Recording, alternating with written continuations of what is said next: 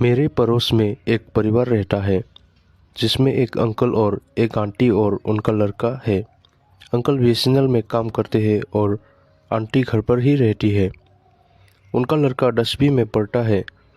हमारे घर इतने पास पास है कि एक छोटा सा बच्चा भी कूदकर हमारी छत से उनकी छत पर जा सकता है। बात गर्मियों की दोपहर की है।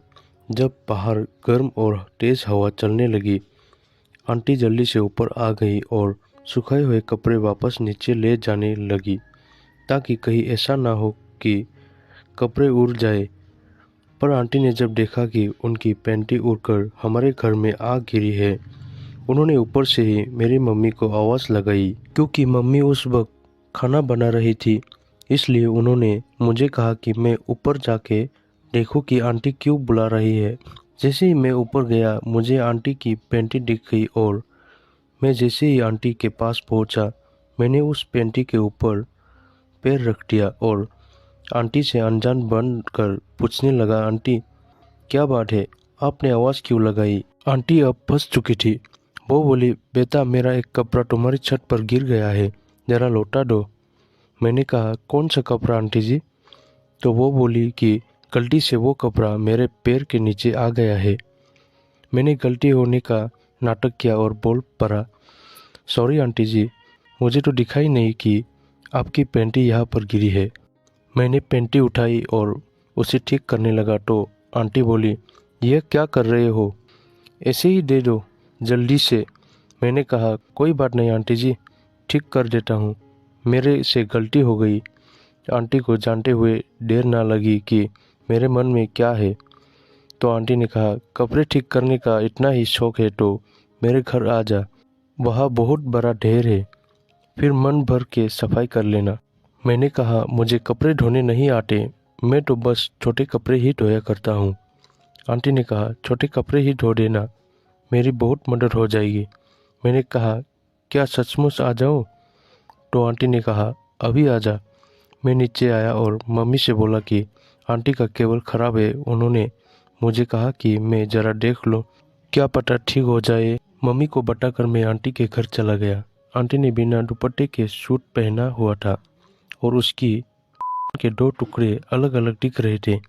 मेरी समझ में नहीं आ रहा था कि उसकी को देखूं या उसकी ब्रा को फाड़कर बाहर आने को तैयार उसकी छंटरों को देखकर रात के मूड का इंतजाम करो। तभी आंटी पानी ले आई और जैसे ही मैंने पानी लिया, वो मेरी बगल में बैठकर मेरी पढ़ाई का हाल चाल पूछने लगी। मैंने बिना समय बर्बाद करते हुए कहा, आप कपड़े दिखाओ, मुझे और भी बहुत से काम है। शायद आंटी भी बहुत दिनों से औजार के लिए तड़प रही थी। वो बोली, ऊपर के या नीचे के?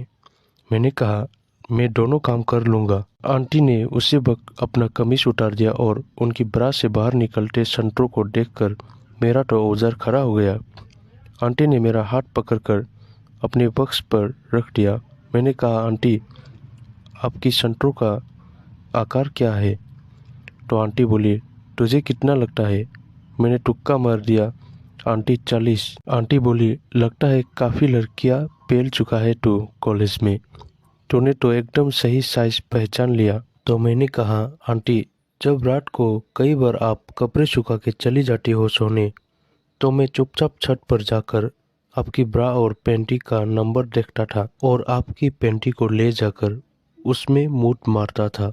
आंटी ने मेरे मुंह पर एक थप्पड़ मारा और कहा, साले कुत्ते, तेरी वजह से ही मेरी चिड़िया में खुजली होती थी। मैं साफ पैंटी सुखा के जाती थी और सुबह उस पर दाग होता था, पर मुझे वही पैंटी पहननी पड़ती थी। मैंने कहा, आंटी आज आपकी चिड़िया की सारी खुजली दूर कर दूंगा। मैंने आंटी को सामने मेज पर हाथ रख के कुटिया की तरह झुक जाने को कहा और उसकी सलवार और पैंटी को उतारकर अपनी नाक उसकी कान में और जीभ उसकी चिड़िया पे लगा दी। उसकी चिड़िया का स्वाद नमकीन था और मेरा औजार अब पूरी तरह तैयार था। मैंने बिना समय खराब किए अपना औजार निकालकर उस के मुंह में दे दिया। 5 मिनट की चुसाई के बाद मैंने औजार उसके मुंह से निकालकर उसकी कान में डाल दिया तो आंटी ने मना कर दिया और कहा, नहीं डालना है तो चिड़िया में डालो, और कहीं मुझे पसंद नहीं। आंटी अंदर कमरे में गई और अंकल का कॉन्डोम ले आई और बोली, पिछले 2 महीने से उस नामर्द ने यह 3 कॉन्डोम का पैकेट ला के रखा है और अभी तक सिर्फ एक ही इस्तेमाल किया। मैंने पूछा, पानी पियोगे या चिड़िया में लोगी? आंटी बोली, कुत्ते चिड़िया में डाल तो सही, औजार पानी तो बात की बात है। कहीं तू भी उस नामर्द अंकल की तरह चिड़िया के बाहर ही तो पानी नहीं छोड़ता। अब मेरे अंदर का मर्द जग गया और मैंने कहा, साली कुत्ता, ले देख मर्द का औजार किसे कहते हैं। उसकी 12 मिनट की ठुकाई के बाद वो झड़ गई तो मैंने उसकी चिड़िया से औजार निकालकर सारा पानी उसके मुंह में डाल दिया और उस कुतिया को जबरदस्ती वो पानी पिलाया। अब हम दोनों थक कर बेड पर लेट गए। हम 10 मिनट बाद उठे और हमने मन भरकर किस किया और मैं वापस घर चला गया। और ऐसे ही मेरा और आंटी का सेक्स का सुहाना सफर चलता रहा।